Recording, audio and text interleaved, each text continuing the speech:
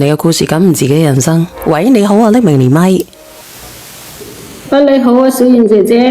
係你好啊，你係分享你嘅故事啊，定係買嘢㗎？分享故事啊。咁啊，咁你講啦你。小燕姐姐啊，其實我就有件事早就想同你傾下啦，但係呢未落去咪啊。即係其實我老公呢，3年前翻屋企就心肌梗塞過咗世啦。當時呢，佢個一個朋友飲大咗，就3更半夜打電話嗌我老公去車佢。當時呢，我老公就將佢送翻屋企，然後翻屋企又開始唔舒服啦。然後呢，你係咪開咗擴音啊，姐姐？係啊。你嘅意思呢個叫阿靈物嘅物啊，你等等我吓，我睇下佢揾你做乜嘢先。揾我，你等我1分鐘吓。做乜鬼啊？阿物哥，倒數第1咪嗰個物哥，你揾我做乜嘢啊？冇做乜嘢。冇有嘅，咁你叫我連上嚟，你係做乜鬼啊？唔係，我啱先聽到嗰個靚女喺度叫啫嘛。咁冇有嘢噶嗬？你單身噶係咪啊？係啊。唔怪得啦。你要唔要開視頻啊？使啊。你今年幾大個噶？我今年41咯。41都冇結婚啊？係啊，搵唔到啊。你係咪叫阿麥啊？唔係，叫寧啊。唔好意思叫咩啊？叫南寧嘅寧啊。唔好意思，叫阿寧啊。咁點解個字咁樣？個寧你唔識咩？個寧咩？對唔住啊。我啱煮咗飯，食咗飯。對唔住。唔好咁。對唔住。原來你叫我玲啊？點解我叫你咁密嘅？咁你食咗飯未啊？我食咗啦。好心你唔好寫個繁體字啦，陰公。咁又叫難聽，唔係我個名叫做寧啫嘛。專登嘅你，我話俾你知，專登嘅你呢個人。唔係，我話我個名叫做寧，我就打個寧，打個名姓啫嘛。你寫你唔好寫心筆字啦，多謝傻姑，專登混淆我呢啲大學生，我話俾你知。你咁叻女，邊度會到大學生啊？係嘛？你真係冇素質，我話俾你知。好心你唔好寫心筆字啦，我哋直播間個個人都唔識噶，你知唔知啊？誤導我。你咁叻女，咁可能冇識啊？係嘛？算啦，我專登噶咋，我識噶，我就係咯，你話你咁叻女，你話冇識啊？我識噶，你哋唔好話我啊，我識噶，我專登噶咋，我哋直播間好多人唔識噶，我先至咁樣咋。你氹人哋開心嘅。嗱係咁先啊，麥哥啊，阿玲哥啊，唔好意思啊。冇事。哎呀，阿姐姐你講啊，姐姐。即係話我老公啊，從佢翻屋企之後呢，翻屋企佢自己翻屋企就唔舒服啦，然後呢，送到醫院。即係你講嘅係你老公3年前過咗身係咪？係啊。係咩問題過身㗎？係心梗係咪啊？係啊，心梗啊！當時佢呢送啲朋友翻屋企飲醉酒咗，送咗翻屋企。之後佢自己翻到屋企就開始唔舒服啦，送到醫院就來唔及啦，佢就過咗身。當時我啲細路先6歲，你話我嘅老公係咪好無辜啊？你老公係好無辜，但係呢個係意外喎，姐姐。之後我老公朋友知道我老公過咗身，佢哋屋企好有錢嘅，之後佢就攞咗10萬蚊撫慰金過嚟，但我老公好後生啊，先30零歲。當時我老公嘅朋友呢，喺我老公過咗世之後，就幫我喺佢工廠安排個職位做文員嘅。工資其實都唔高，就5000零蚊，但好方便我照顧啲細路。你咩學歷㗎？我咩學歷啊？我方你唔方高噶啦。冇嘢，你講啦，你繼續講啦。方便我照顧細路，但係我同你講就從我老公走咗之後咧，我一直都係一個人照顧啲女，我而家問你啊，你咩學歷㗎？初中學歷啊，小賢姐姐。初中學歷啊，初中學歷你走去做文員，你5000幾蚊個月都唔係好高喎。係啊，但係佢好要方便我照顧我個女啊。哦，咁啊係啊，你應該叫佢俾個經理你做啊嘛，點解佢唔俾你做經理嘅？咁我都做唔到嘛，我先初中學歷，咁我都自己都。咁你而家先知啊？咁我自己都有分寸嘅。咁好啦，其實做總經理好啊。做唔到啊！即係佢，我都明白佢意思，俾份工我做就方便我照顧我女。其實你應該咁樣嘅，唉，你算啦，叫總經理助理其實都好啲嘅，你個總經理又可以啦，做文員仔呢就低少少噶啦。咁工資係低咗啲，都想做經理，但係經理工資高，但係自己都明白做唔到啊，係嘛？咁啊係啊，工資係低咗啲啊，你都想做經理啊，我都想做啊，係啦。想做但係現實係做唔到嘛，係嘛？工資但係有5000幾蚊都好滿足啦，即係可以照顧到我細路。啊，咁你點啊？咁你而家想點啊？即係前2日我女發燒，我就叫嗰個朋友幫我車我女去睇醫生。當時呢，我都唔知佢老婆要生細路嘅。啊，我知道咁多年，佢老婆一直對我有意見。點解會對你有意見呢？因為佢有時候啲女唔舒服啊，會麻煩到佢老公嘛。咁你點解要麻煩佢老公呢？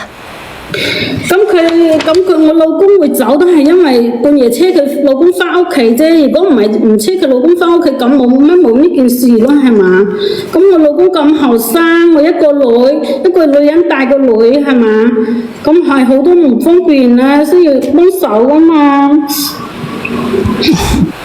咁啊，咁其實你應該叫佢呢去請個工人嚟服侍你，咁樣咪會好啲咯。咁我咁後生，我先30零歲，咁我自己都可以照顧到我女噶。咁你都可以請個工人嚟照顧你噶嘛，幫你照顧下噶嘛。咁我先5000零蚊工資就照顧我女同俾我女讀書，生活費都只係剛剛好嘅啫咋。咁你叫佢請啊嘛。咁佢俾份工我做就已經好好啦，係咪？咁你想點啊？你連上嚟？即係因為佢朋友有錢，好有錢嘅。有幾多錢啊？佢有工廠有鋪，係嘛？我即係依家咧。佢有工廠又有鋪啊？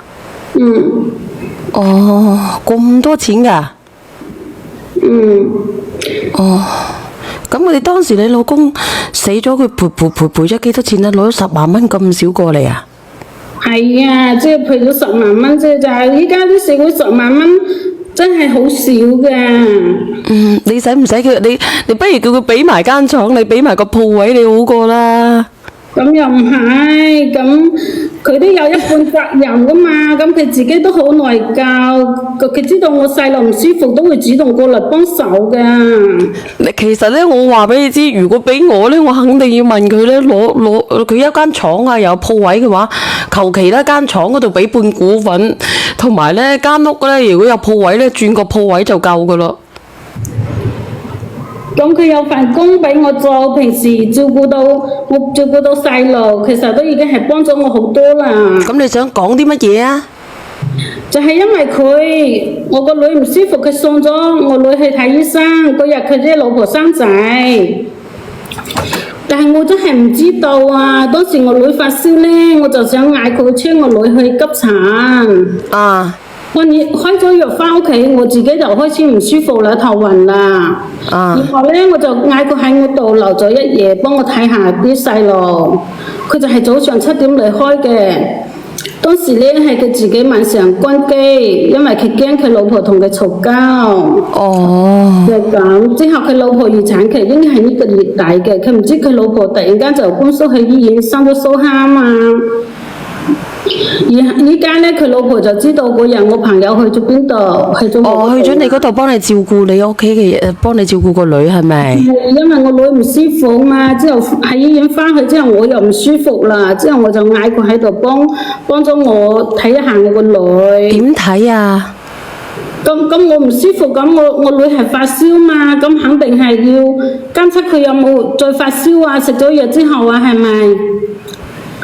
哦，咁然之後咧？之後咧，佢就同我朋友嘈咗起身，之後嗌佢老公唔好，叫我再去佢工廠翻工啦，準備唔同我嚟往啊！我聽到就特別傷心。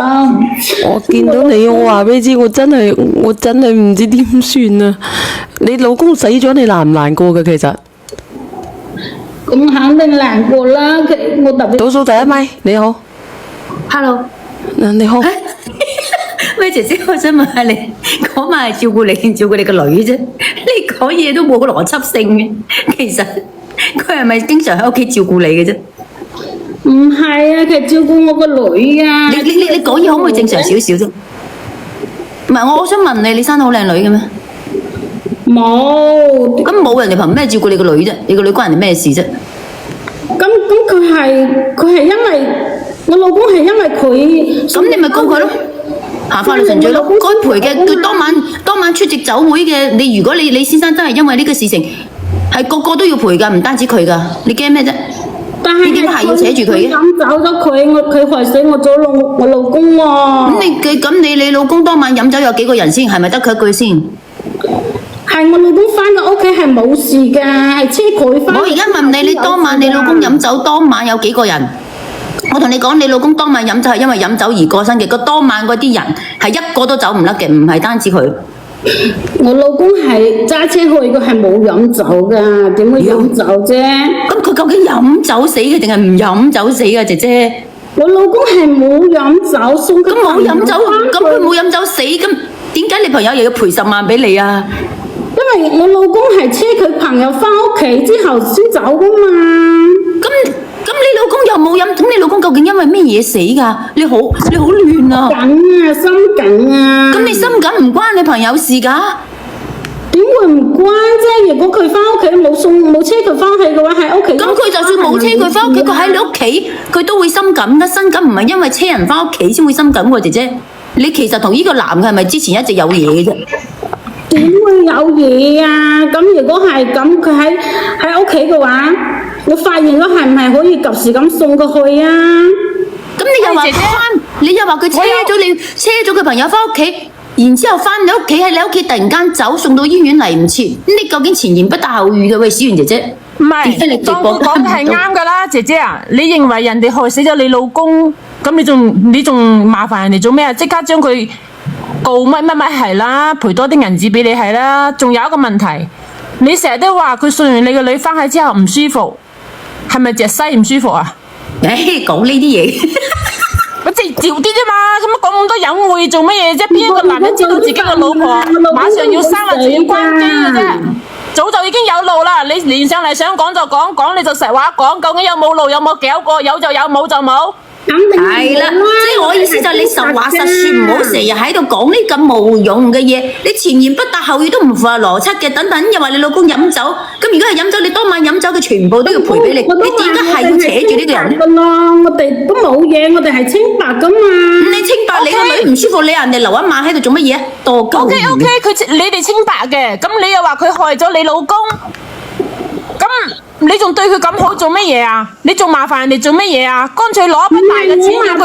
佢啊，係佢覺得佢為咗我老公死咗，佢內疚啊，叫內疚就只有一種可能性，就係你老公知道你兩個有嘢，突然間身感。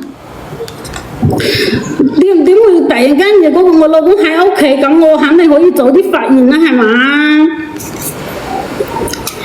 佢老婆依家想我走啊，唔想我喺佢哋工廠做嘢。咁你咪走咯，你走係啱噶。咁佢都唔願意賠償，我點叫佢賠啊？咁你咪點解要賠償俾你啊行程序咯。唔係啊，佢根本阿姐姐，你老公係心肌梗塞死嘅，佢點賠償俾你啊？點解要賠償啊？咁係車佢翻去先發現呢個先發生呢啲事噶嘛？如果係咁樣就死啦！我話俾你知，佢初中文化係咁上下噶。咁佢咪賠咗10萬蚊噶啦？咁依家啲社會賠10萬蚊好少係嘛？人哋人道主義俾咗10萬蚊你啊，姐姐。咁佢哋屋企好有錢噶嘛？佢而家嘅意思即係你賠10萬蚊唔夠，你一賠埋個老開始就公，賠話佢埋間屋企好有廠。錢，一開始連上嚟就開始講佢屋企好有錢，咁我就直接問你，你依家想點？直接講你嘅目的。咁我個目的我就係想留喺呢度，佢老婆留喺呢度每個月5000蚊唔夠㗎，邊日夠啫？你乾脆講你想幾多？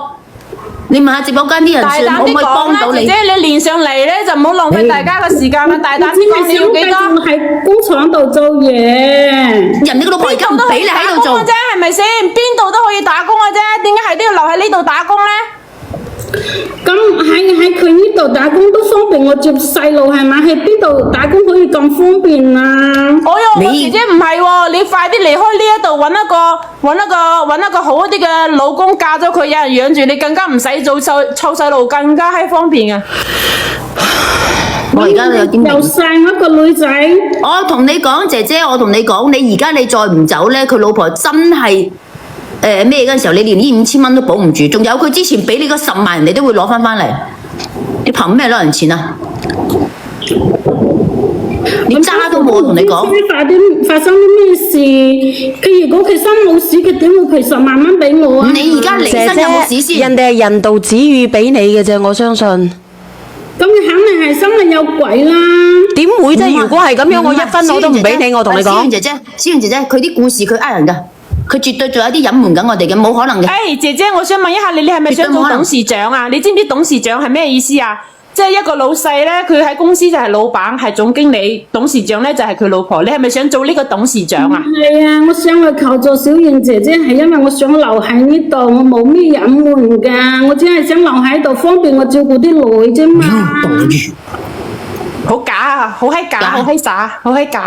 我同你講，你要留喺呢度，你唔舒，你個女唔舒服，又要人哋個老公喺呢度賠，喺你屋企賠成晚，你講出嚟啊！呢其實姐姐，其實姐姐，我同你講，你要麼咧你就想上位，但係你唔夠段位；要麼咧你就覺得咧你自己係點樣咧？你自己係賴實咗人哋呢頭家，賴實咗你覺得你老公因為咁樣去瓜釘咗，你要賴死。小燕姐姐佢想做董事長啊，佢但係我都想做啊，姐姐。又唔想認啊，又想即係就叫做又什麼樣，又想立牌坊嘅呢種啊，然之後咧用呢件事情作為佢約呢個男人嘅遮羞布啊，姐姐遮羞布啊。可能呢個男人應該唔會咁鈍嘅，勾得到俾呢個姐姐勾得到嘅。唔係啊，白食唔食嘅咩？啲男人就係咁啫嘛。都唔係㗎。如果我咁有錢嘅，我唔會揾個咁樣嘅貨色咯。老實講咯。你覺得佢啲貨色咩咩？你有一種可能性就係佢兩個根本就已經喺埋一齊，俾佢老公知道佢老公一谷氣，跟住心緊，唔排除呢姐姐，種可能性。你平時講嘢係咪咁樣講嘢㗎？絕對唔排除呢種可能性。好似發花癲咁樣。係啦。我哋係清白㗎，我哋冇你喺你屋企瞓覺，傻嘅你都。仲有姐姐，你我同你講，如果你想做綠茶嘅，你唔好做得咁惡心啊！我話俾你知啊，如果唔係嘅話，我即刻攞對鞋嚟車鳩你，車到你曲街敗行㗎。你好似啱啱個姐姐，人哋就認錯啦。我同你講，綠茶唔係咁綠化㗎，屌啦！真係我聽到你把聲音，我真係頂唔順啊！我真係正常咁樣講嘢，點解呢又講係綠茶聲啫？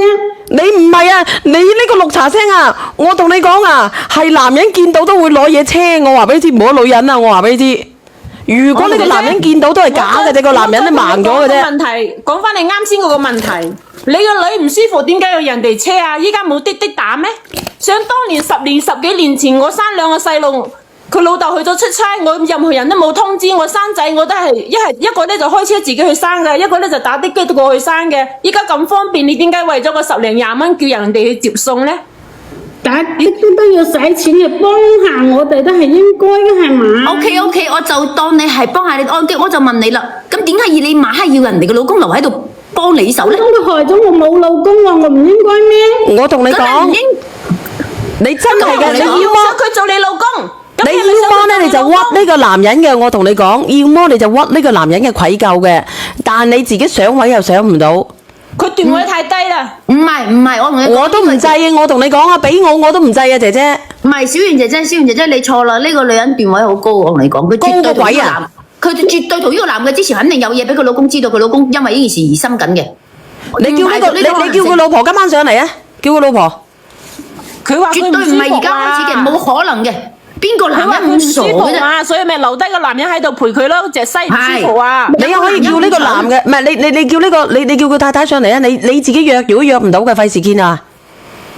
我冇啊，我哋係清白㗎，點解你哋要講得咁樣啫？你越因為係咁樣講，我哋係你講成年你越有嘢，人，我哋都係30-40歲以上嘅人，做咗就唔怕認。阿姐姐，你唔好去阻鳩住我賣嘢。我而家問你，你今晚約佢上嚟？你哋絕對唔係今時今日喺埋一齊嘅。如果唔係嘅話咧，你就狗上下坑啊！屌嗱聲咁樣嘅綠茶，你都俾人哋嗒得杯落嘅，我真係漲埋牆，漲咗我自己。我覺得係啦，小圓姐，我哋一齊去撞啦！屌佢都得嘅，我唔得嘅喎，唔制。我真係噶，我即刻走去漲個麵包，漲到我自己頭破血流，漲豆腐，我即刻。咁耐，我加咗成幾蚊雞上嚟，我就覺得你啲講嘢都唔符合邏輯嘅。我即刻走去漲豆腐，漲到我自己頭破血流。我從此之後，我直對我唔做女仔，我直情做女人。